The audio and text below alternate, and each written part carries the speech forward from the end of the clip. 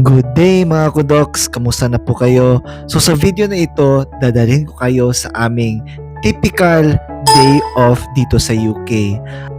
Ako nga pala si Dr. Win, isang Pinoy doctor na ngayon ay nagtatrabaho na bilang doktor dito sa UK. As you know mga kudoks, pinagmamalaki ng UK ang work-life balance. So talaga nag-work ka lang dito, usually 37.5 hours to 40 hours a week. Katumbas yan ng 3 to 4 times a week na mag-work ka at meron kang 3 to 4 times in a week na days off ka talaga. Unless if mag-extra shift tayo dito mga kudoks, baka more than that pa ang i-work mo.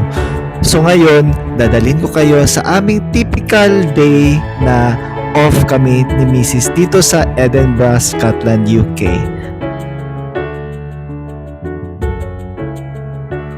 New haircut. How's your new haircut? Nice. Good? Oh, where are we going? We should go this way. Ano masasabi mo sa new haircut mo? Magkano yung nabayad niya? 45 pounds. And very professional. Ano siya? Insect. Chinese. Yeah. Hindi siya marunong mag-English. So, yun yung gusto ko. Yung hindi magdaldal.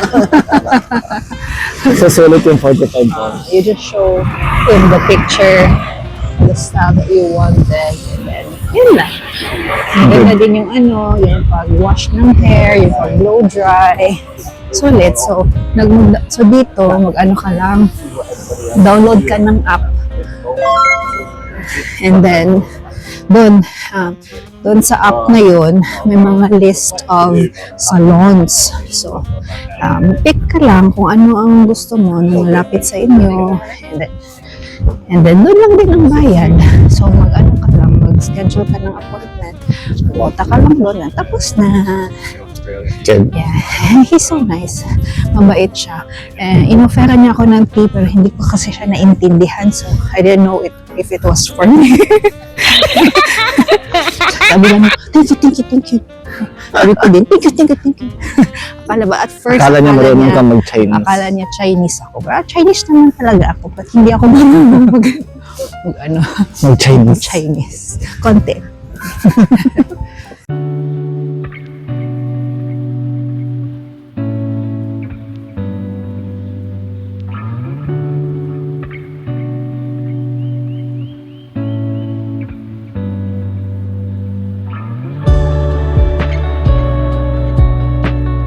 So guys, bumili kami ng bus card. Ride a car. So pa-unlimited yung mo, Unlimited. bus ride. Nakaka-save ng konti. Kasi palagi naman tayo gumagala sa weekend. Yes. Yeah, 4 times a week kasi ang trabaho ko. Nakasave siguro ng mga 10 to 15 pounds, maybe. 10 to 15 pounds. No, 4, 8. 10 to 15. Yeah, but mas makasave ka if yung kunin mo is the yearly. But super mahal, 700. So, di ko pa kayang bumayad mo. Subukan na natin yung monthly. Yeah. Tapos, basta kung matagal na kayo dito nag-work o dito na kayo nag-stay sa Edinburgh, kumuha na lang kayo ng yearly na only bus ride para makasave kayo. Okay? Yep. So, saan tayo ngayon? Wala.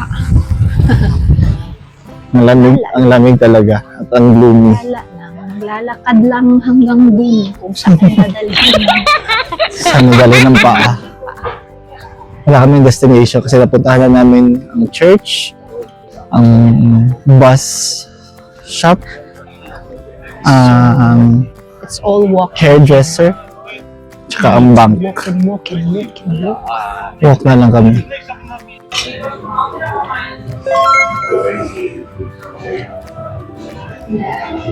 Ano yung in-order mo? Ano siya? Roti. And then fish curry. And then roti. Nakalimutan ko itong in-order ko. Beef rendang. Beef rendang. Yan yung beef rendang, guys. So, roti at saka Beef rendang. beef. Sa kanya, fish at saka roti. Yeah. So, ano to, na madaming taong naglalay, nag-queue. Na-curious kasi kami, nung last namin daan dito, maraming nakalinya. Ang So, hype siya. Masarap naman. kaya pumunta kami ngayon kasi walang tao. Kain muna kami, guys. So guys, ang sarap ng food.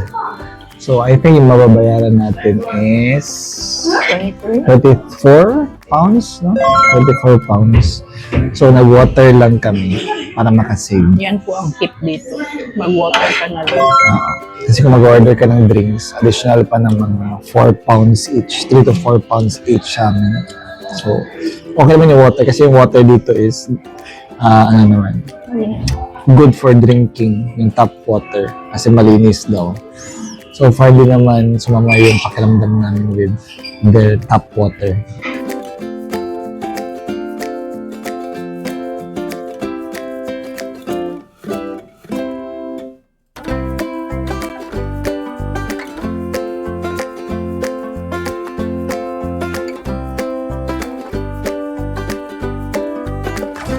Ang ganda talaga ng view dito sa Edinburgh, mga kudoks.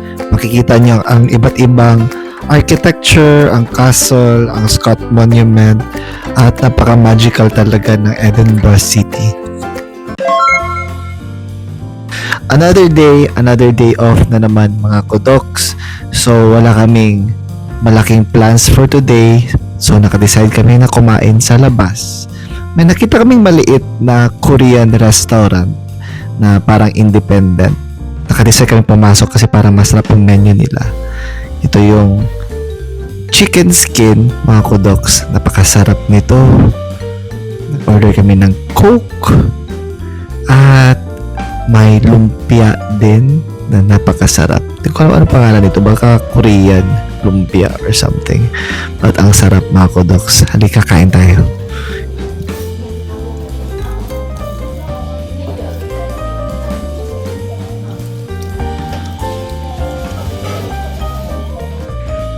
Korean pansit. Pansit ba to? At nag-order din kami ng soup.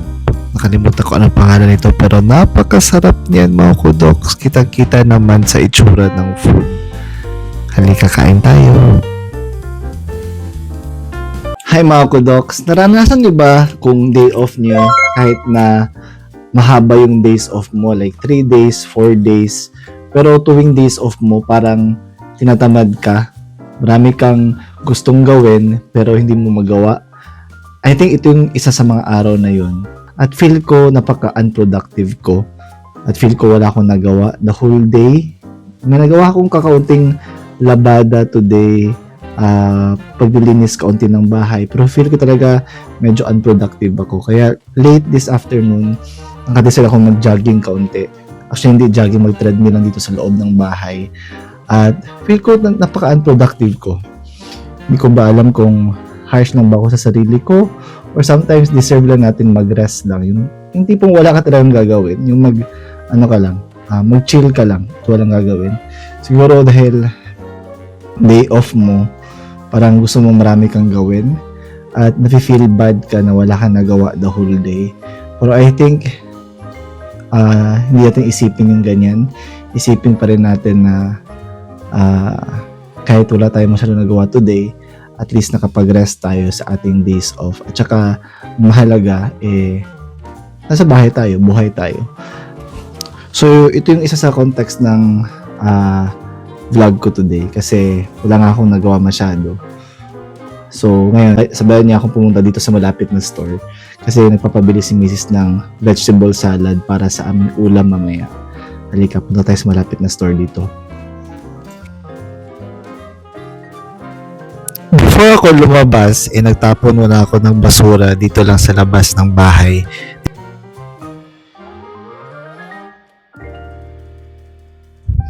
So mga kudoks dito sa UK, talaga nakasegregate yung recyclable at saka non-recyclable. At meron ding basurahan para sa mga glass. So dapat talaga nakasegregate yan kasi kung hindi mo siya isa-segregate at saka kung tama yung pagtapon mo ng basura, pwede matawag yung attention mo at nahirap na matawag yung attention mo kasi baka magka-record ka pa. So, okay na rin na sinesegregate natin yung basura kasi yan naman talaga yung tamang gawin. Ay naku guys, umuulan na naman. Lamig pa rin dito sa UK. Ano pa rin, winter pa rin. So, nasa huling parts na kami ng winter dito sa UK. Hopefully matapos na soon kasi nakakatamad din itong napakalamig na panahon at saka palagi na lang gloomy. Nagkalakad tayo.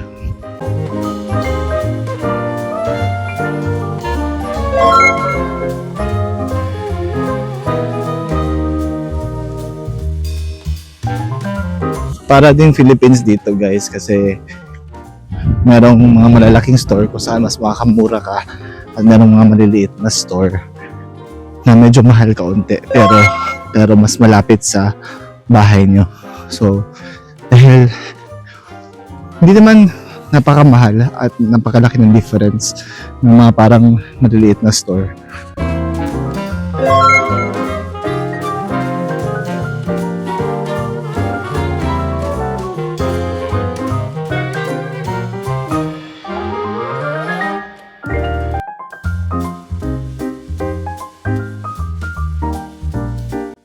Guys, nakabili na tayo ng salad at bumili din tayo ng kaunting pastries or bread.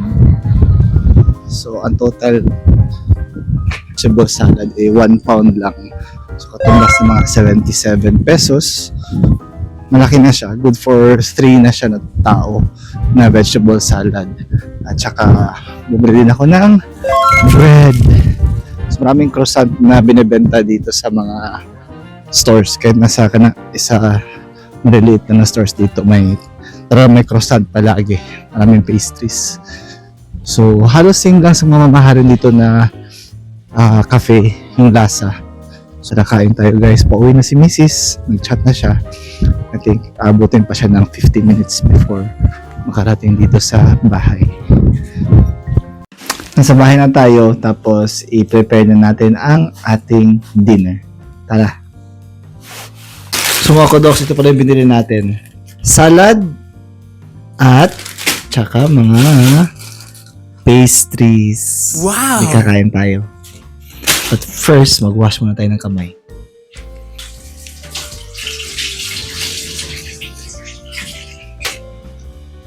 Chocolate croissant.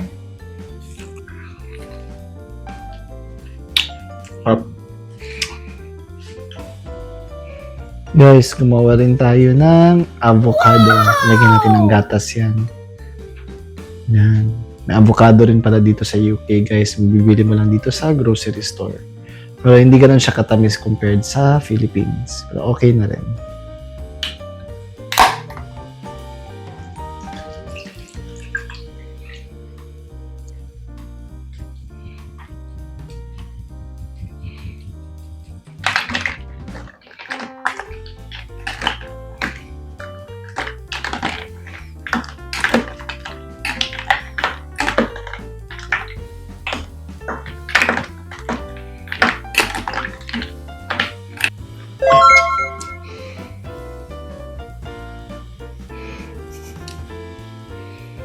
How's the food?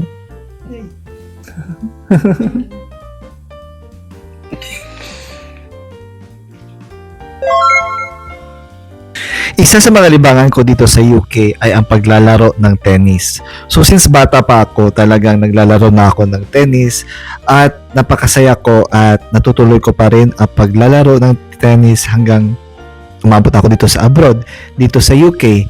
So, nung kakarating na namin dito sa UK, nung nasa England pa kami, may nakasama akong mga Pilipino doon at iba't ibang lahi na nakakalaro ko ng tennis on a regular basis.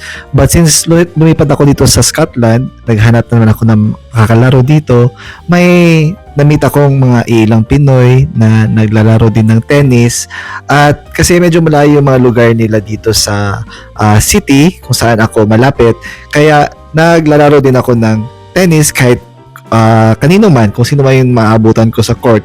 So minsan naglalaro ako dito sa indoor court na to At minsan din, pupunta din ako sa ibang court.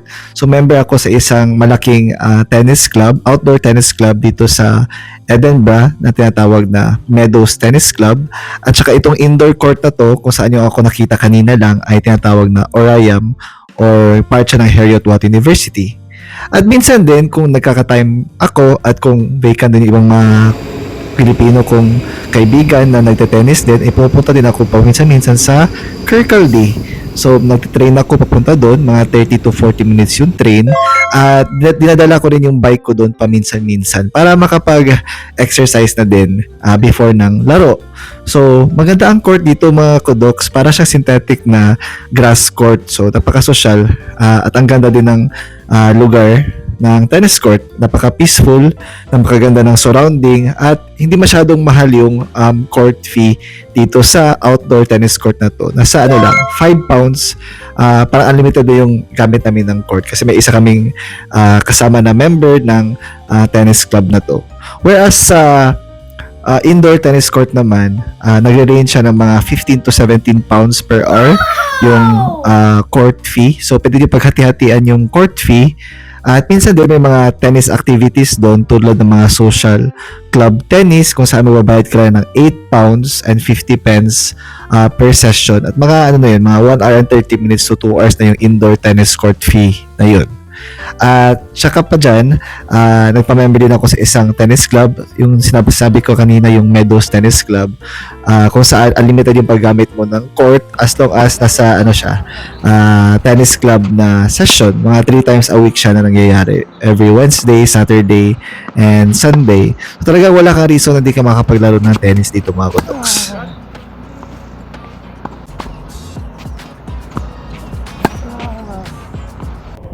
Sa kakalaro ko ng tennis, may namit ako isang Turkish national na student siya dito sa Edinburgh.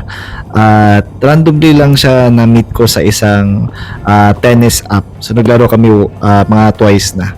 Magandang match up naman kami mga kudoks. At kung off din si Mrs. ay naglalaro din kami ng badminton dito sa Oriam court na to. Kung saan may badminton court din sila.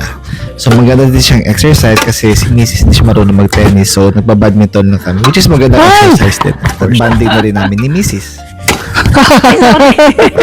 Sorry. Dito na nga magtatapos ang ating video mga kudoks. Sana na-inspire ko kayo maging active at gamitin ang inyong day off wisely. At kung hindi man, sana makapagpahinga kayo sa inyong day off. Salamat sa panonood ng video na to mga kudoks. Paalam, please like and subscribe.